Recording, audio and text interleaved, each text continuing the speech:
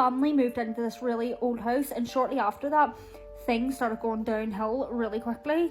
So the daughter specifically kept on saying like she's hearing noises, and at the start it was like small things like tapping noises, screeches, footsteps, and her mummy and daddy are like it's an old house, do you know what I mean? That's what they're saying, you're going to hear noises.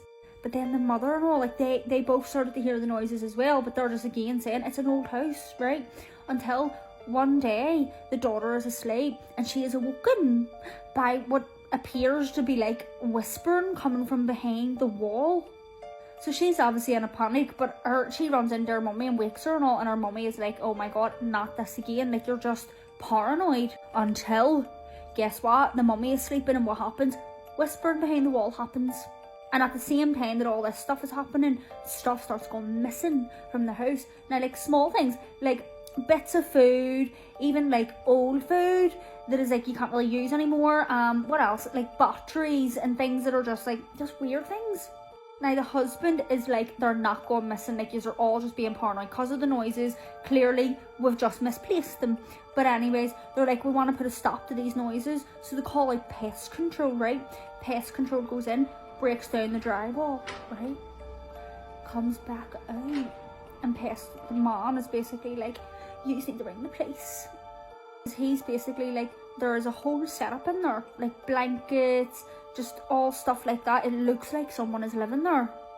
And it was like dark in the space, but he said like he saw what looked to be like a teenage boy like hiding in the corner. So anyways, they called the police, and the police come in and like fully inspect it and find the boy. And it's like this teenage boy, but he will not speak.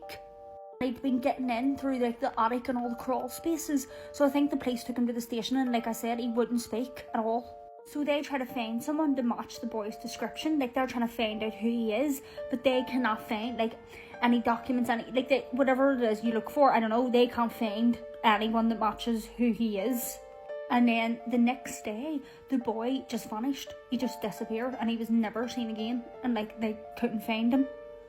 Like, who was that? By this point, I'm thinking like, is that even a real person, or like is there a ghost there, or like what is that? I was just told this insane story about a potential kidnapping that happened, and I just need y'all to hear this because honestly, going outside might just be a fear of mine now. Before I begin, if you have a horror story that you want me to read, go ahead and follow my Instagram that's linked in my bio and DM me your story. So one of my followers named Angela told me this story, and honestly, it's one of those things that stick with you for long after hearing it. She told me she thinks she witnessed a kidnapping, but to this day, she doesn't know for sure if it was real or if someone was just playing a really sick joke. She told me this all happened a year ago, one late Sunday. Angela had just finished her closing shift at work and was driving home. She told me the route she usually takes cuts behind a strip mall. You know, like one of those back roads with barely any lights, just empty lots and dumpsters behind restaurants. She told me it was quiet, no cars, no people, just her headlights cutting through the dark. Then that's when she said she saw a parked white van at the corner of the lot. No windows, no logos, just plain white with its hazard lights blinking slowly. At first she thought maybe it broke down, but as she drove closer, she realized that someone was standing right next to it. She said she saw a tall man in a gray hoodie. He wasn't moving much, just slowly pacing beside the passenger door. Angela told me immediately she got this weird instant gut feeling that something was wrong. She told me she turned her music completely off, and as she was driving by, she tried not to stare. But when she passed by the van, she was able to hear something. It was faint, but the sound was clear enough to cut through her closed window. It was crying, and then she heard someone scream, "Stop, please." Angela told me her heart dropped in that moment. She told me she pulled up further up the street, was able to hide her car next to a dumpster, and turned off her headlights. She told me she got out of the car and looked over the side of the dumpster. That's when she told me she saw the man in the hoodie move fast. He walked around to the back of the van and slammed the door shut. Then the hazards lights turned off. Angela told me in this moment she didn't know what to do. She said she grabbed her phone, but her hands were shaking too hard to unlock it. When she finally did, she told me she dialed 911. But while she was on the phone, she said she saw the van's headlights turn on. It started driving slowly down the road right past where she had parked. She told me she immediately ducked down and was able to look at the car and saw the driver, same gray hoodie. But in the passenger seat, she told me she swears she saw someone slumped up against the window. They were not moving, and by the time the police arrived, the van was gone. She told me she gave them the partial plate number and the direction that it went, but the officer told her that they didn't have any active missing reports matching the vehicle. Fast forward a week later, they called her again and they said that they did not find anything. No evidence, no CCTV footage, there was just nothing. It was like it never happened. Angela told me she wants to believe that maybe she just misunderstood. Maybe it was just,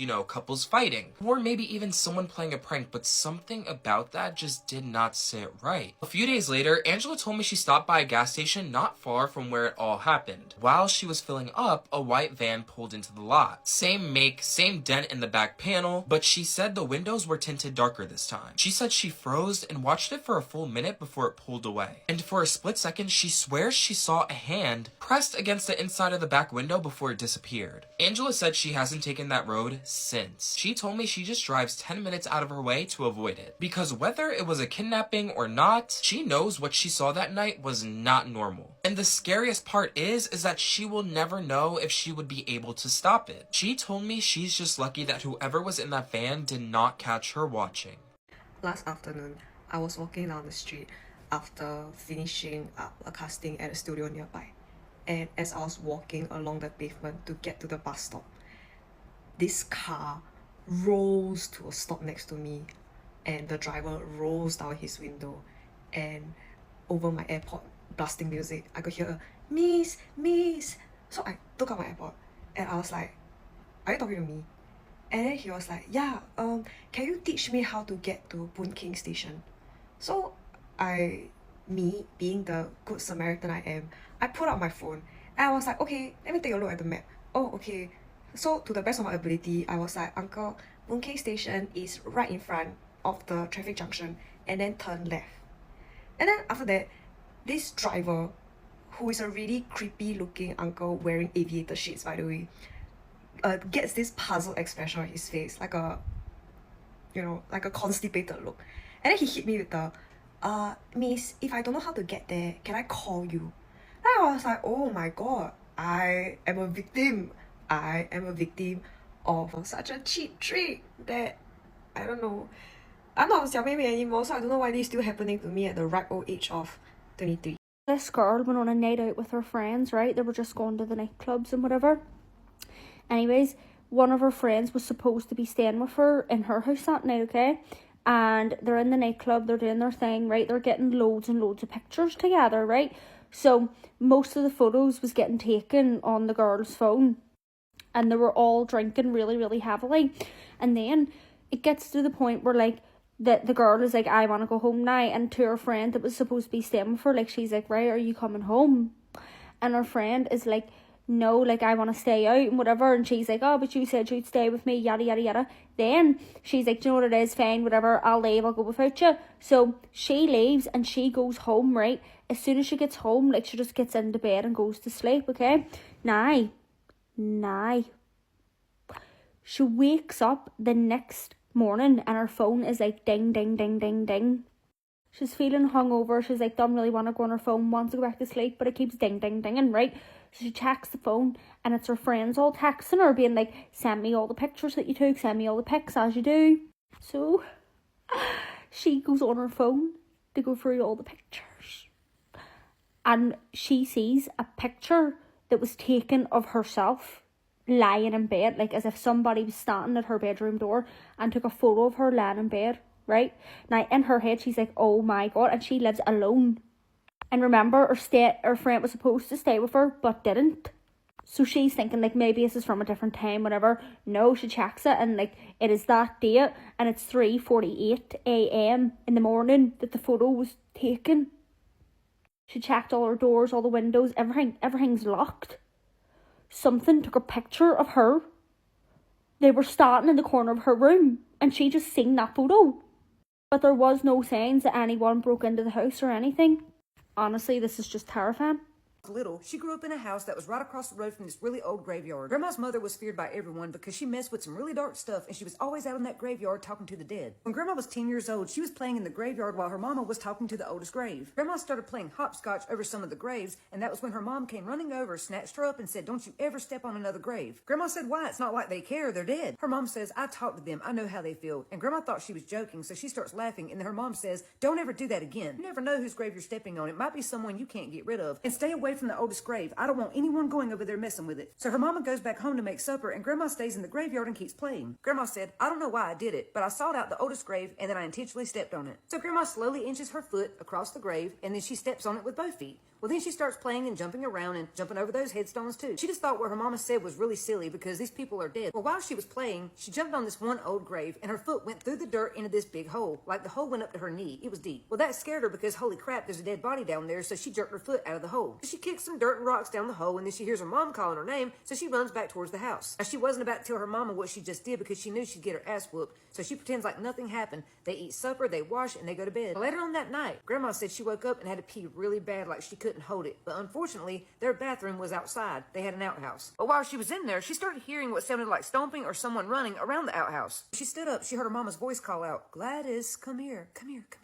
So she opens the outhouse door expecting to see her mother, but nobody's there. She's walking back to the house, and when she passed the old oak tree, that was when she saw a tall, lanky figure standing in between her and the cemetery. She looks closer and realizes that's her mama standing there, but she's facing the opposite direction, so she can only see the back of her mama's head and dress. She says, Mama, what are you doing? And her mama didn't respond, but with every step she took, her mom took a step backwards towards her. So she gets scared and runs towards the house to get her father, and when she looks back, she sees her mom running backwards chasing her. She said its head dropped, and it fell backwards like on all fours, and it chased her all the way up to the porch until she got inside. She runs into her parents' room where she finds her dad asleep, but her mom is sitting on the edge of the bed reading a Bible with her shoes on and they're muddy. The next day, Grandma decides she's going to go back to that graveyard and apologize to every single spirit that she disrespected by jumping on their graves. So she goes over to the cemetery and walks up to that grave, and that's when she sees it. That hole is a lot bigger now, and it looks like someone has been crawling in and out of it. She gets on her knees to take a closer look, and that's where she sees the rotten casket and a decaying body inside. What was weird, the body didn't look that old for it to be the oldest grave, and it looked a lot like someone she knew who was missing. The body looked just like the woman her dad was having an affair with before she disappeared 3 months ago, and she looked like she'd been tortured to death. Then she jumps back and she starts hearing whispering coming from within the hole, and it's saying, come here, come closer, come here. She takes off running, but before she can get out the cemetery, she feels a strong presence weighing down on her back like it's trying to stop her, and it feels angry, but she makes it home. She goes to her father and tells him what she just saw, but he stops her in her tracks and says, hush, I don't want to lose you too. Don't talk about this ever again. But late that night, she's laying in bed, and when she looks at the window, she sees her father's dead mistress staring back at her, and when it disappears, her mama walks into her room. It feels like this spirit is reaching out to her for help, but she knows that her mama was the one who unalived her father's mistress, and if she's not careful, she'll be next. So now she's seeing this spirit everywhere she goes. It won't leave her alone, and it wants her to tell someone about what her mom did, but she knows she can't. She was afraid because she knew that her mom was very unstable, but her mom was the only other person who had dealt with spirits like this, so she had to tell her. So she goes to her mother, and her mother stops her in her tracks. She said, what did you do? What's going on around here? And Grandma says, I jumped on those graves even after you told me not to, and one fell in. She said, Mama, she stares in my window every night, wanting me to help her. She won't leave me alone. She wants me to tell on you, but I swear I haven't. Her mama grabbed both sides of her face and said, how dare you disobey me? I told you not to do that, girl. Now go get the Bible in the belt. She put her head down and said, yes, ma'am, and she went and got the Bible in the belt because she just knew she was getting her ass tore up, but her mom had other plans. So her mom grabs the Bible, the belt, and her brother, and they all go over to the cemetery. Then her mom hands her the Bible and says, get in the hole. And Grandma says, what? Why? Her mama gets that close to her face and says, well, since you want to run to your daddy and try to help her so much, you can stay with her. Get in the damn hole. Her mama gives her a match with the box and says, here, in case you get scared of the dark, but just know if you strike it, I'll blow it out. And Grandma thought, huh? She said, Mama, please don't make me go in that hole. I'm begging you. Her mama said, get the Bible and get in that hole now, or I'll bury you in it myself for good. And her mother handed the belt to her brother and said, if she comes out of that hole, you beat her until she crawls back in. I don't want to see her face until the sun comes up. With tears rolling down her face, Grandma took the Bible and climbed down in the hole with that woman's body. So after she climbs into that casket, she starts feeling dirt fall down on her because they're closing the hole up to make sure she can't get out. So while laying in the pitch black dark, Grandma starts hearing rustling noises inside of that casket. So she grabs a match and strikes it to see where that sound is coming from. It lit up the casket, and when she looked down at her feet, she saw her mom's face peeking over at her with black eyes and a big grin going, mm-mm-mm. The match went out. She passed out from fear, and she didn't wake back up until the next morning when she heard her brother shoveling dirt out of the hole to let her out. Grandma said she didn't know if her whole family was mentally ill or if this was some kind of supernatural event, but either way, she learned her lesson and she never stepped on another grave. If y'all want to hear more stories about my crazy-ass great-great-grandmother, Hey, today I'm wearing a wig because I'm going to be trying my best to recreate Junji Ito's To Me makeup for Halloween. While I tell you the scariest, most paranormal stories that has ever happened to me, I have a couple stories. So let me tell you some things about me. I am not a superstitious person. I try to explain everything logically. I love science. I love when things make sense. I can't blindly believe something that there is no logical explanation to. And yet, a few weird things happened to me that I really can't explain them.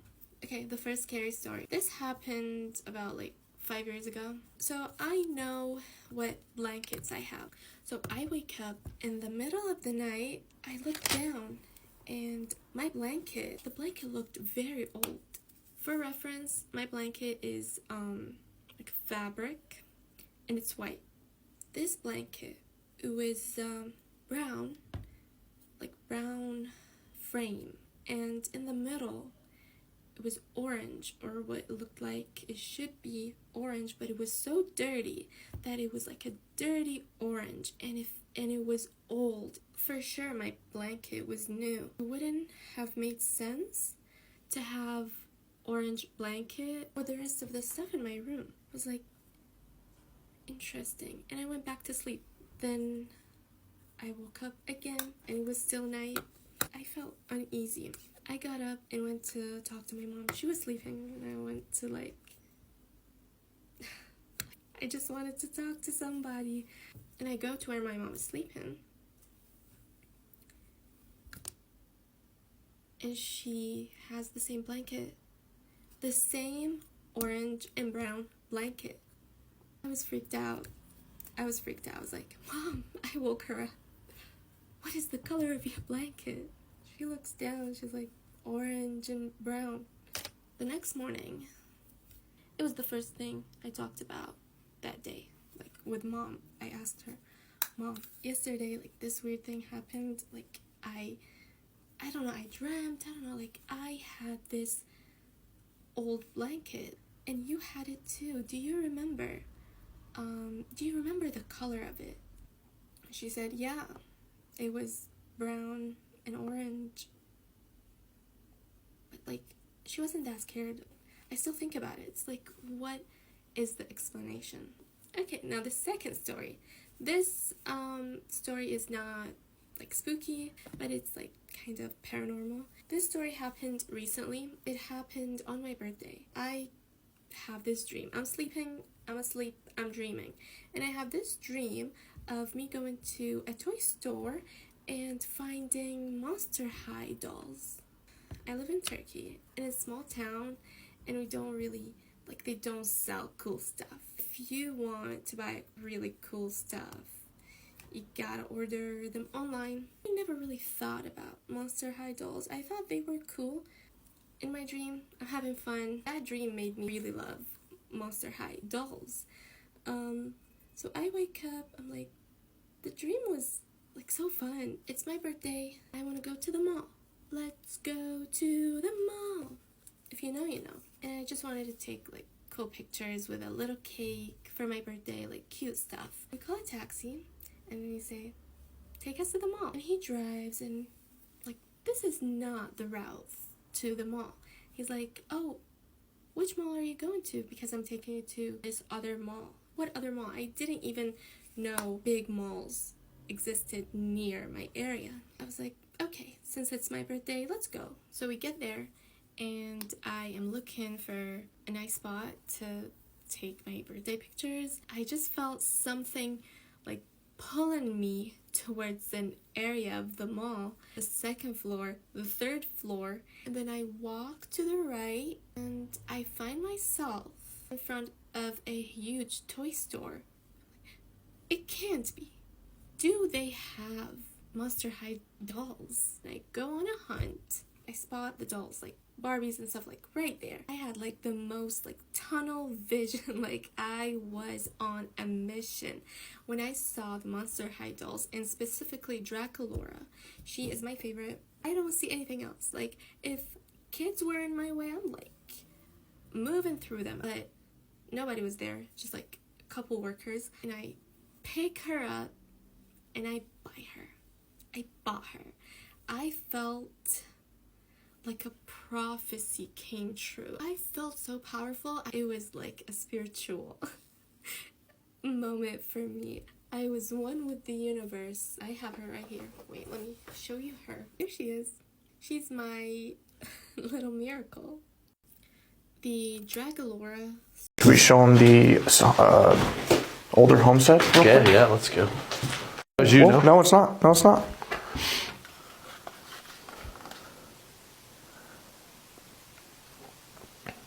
Was that you? Yeah, that's on either side. They went to both. Yeah. Hey guys, I'm gonna be doing a story time / get ready with me with my new Sephora makeup. I just got no more drugstore makeup, no more ghetto makeup. Just kidding. I don't know.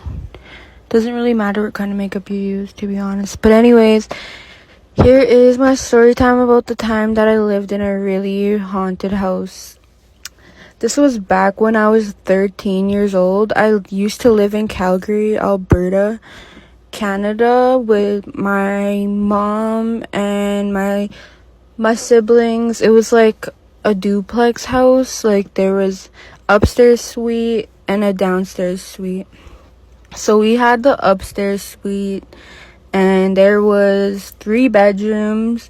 Me and my brother shared a bedroom, and my little sister had a bedroom, both of them, and my mom had her bedroom, and there was a washroom, and it was like dark, like wooden floor in the living room. There was no light bulb in the living room, which is kind of weird. There was like big windows, and there was like, I don't know, the living room was like so dark, nobody would even like bother to like go in. It was kind of weird.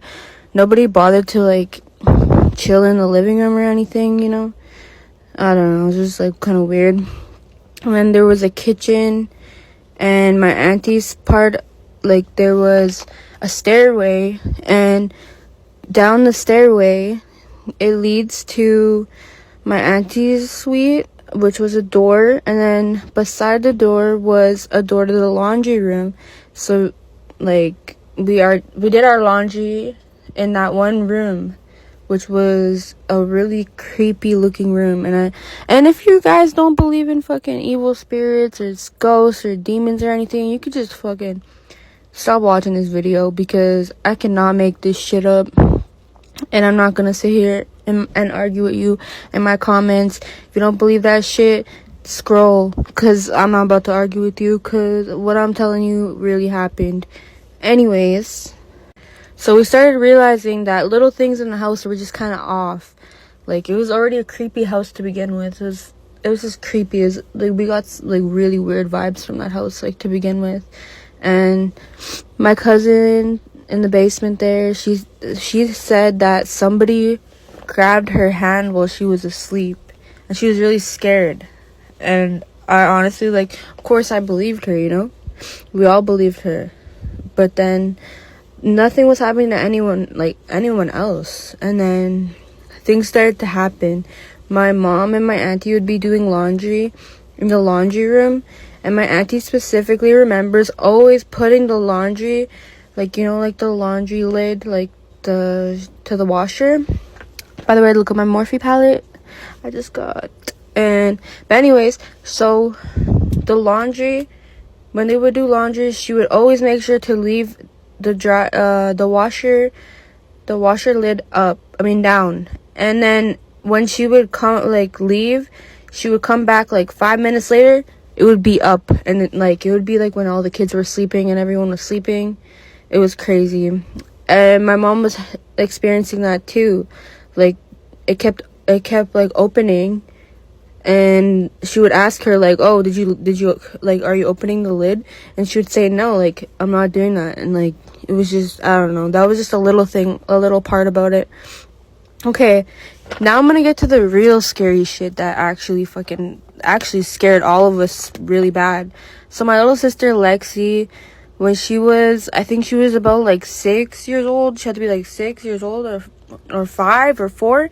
I think she was like about 4. She was just a little girl, like a toddler kind of. So the laundry room has this, like, you know, like one of those big things, like, what are those big water tanks? Yeah, behind the water tank there's a big space where like kids could play, you know, like, you know how kids play in the basement. Anyways, she said that she's seen my sister Brooke, crawling around behind there, and she was standing there crying, telling her like, Brooke, what are you doing? Like, come out of there, like, you know. And she was like standing there, like, yelling for Brooke to come out. Like, why are you crawling on the ground? And my little sister my sister believed that was my other sister. Like, it was a child crawling around in the laundry. And my mom ended up finding out my sister, like, she's like looking for my little sister. And then my little sister was like standing at the end of the stairs, and my mom was like, "What are you doing?" And then my little sister Lexi was like, "I'm trying to get Brooke, but she won't listen. She won't listen. She won't get up, and she won't come out." And then my mom was like, "What are you talking about? Like, Brooke's sleeping in my room right now." And then my little sister Lexi started crying. Like, she was crying so hard, my mom had to literally go down the stairs, and she had to go grab her. And everyone was just freaked out at that point. And after that, it got worse. Like, whatever that spirit was in the house was trying to, make us think it was a child, but actually, I know a lot about evil spirits. They will manipulate you into thinking they're like a child, but it's actually not.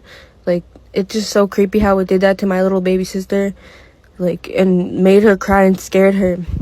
Another thing that happened was my auntie, she was laying down in her room, and she was looking towards the door, and it was like open a little crack, like opened a little bit, and she's seeing someone peeking at her through the door, and she thought it was one of the kids, so she's like, "Are you peeking at me?" like in a playful way. And then that thing, whatever it was, didn't move, and then she started to get scared. She got up, it was gone, and none of the kids were even there. They were all outside at the park. And then after that, that's when she took her kids, and we all stayed upstairs in my mom's part of the house, like the upstairs suite. We all stayed up there.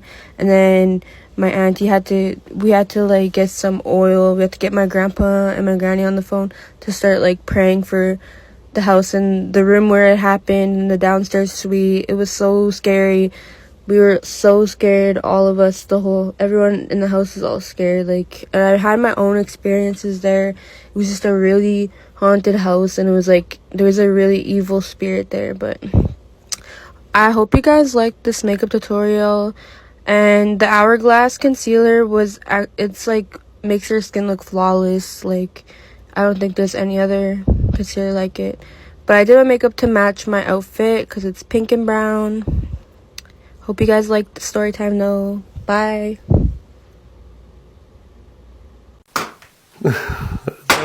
What the fuck was that? Bro! What's going on around you? I don't know. I'm frozen. I am frozen.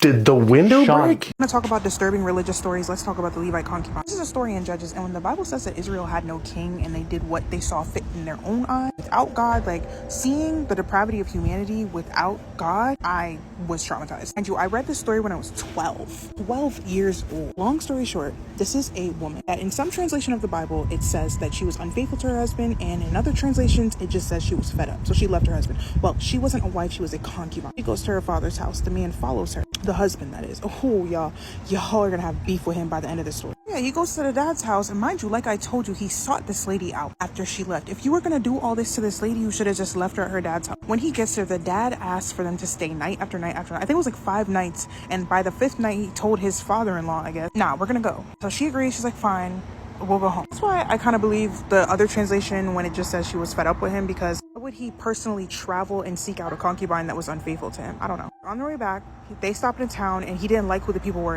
in the town, and he didn't trust them. So he decided to keep traveling instead. They get to, I believe it was a Benjamite city, and they're sleeping in the town square. Like, they're sleeping on the floor outside, and an old man comes up to them and was like, "Oh, no, don't sleep out there," because they were like very guest friendly in the culture. He's like, "You come over here with me, stay in my house." Now, this is an old man, and the old man has a daughter as well. They get in the house. Not too long after that, a huge crowd of men start banging on their door, demanding to R-word the man, the husband. So the old man's like, no, don't do that. Like I said, it's culture to host people, and it's also their culture to protect your guests with your life. So y'all, instead of the old man maybe giving himself up, he offers to give his daughter, who's known no man, and the concubine to this group of men. They say, "No, we want that man. We want that man." They take the concubine and shove her out of the house. And this group of men savagely and brutally R-word this woman until daybreak, all night. They hear screams outside of the door. This woman is probably begging for help, banging on the door. She is R-worded so badly, gang R-worded so badly, that she crawls to the door and takes her last breath right there on her hands and knees. This coward of a man, he opens up this door, steps over her body, and then picks her up and slings her over his horse or donkey, whatever he's traveling on, when he sees she's unresponsive, sees that she's, no longer living, brings her to a second location like a serial killer, and cuts her body into 12 pieces and sends it to each tribe, basically saying, oh, this is what happened and we have to wage a war for her. Now, did they go to war for her and avenge that lady? Yeah, they did. God made sure of that, and God made sure they won that war. But my thing is, what happened to that man? So what, you wanna cut her up and send it to all these tribes? I'm talking about some woe is me. Oh, look what they did to her. We gotta, yeah. What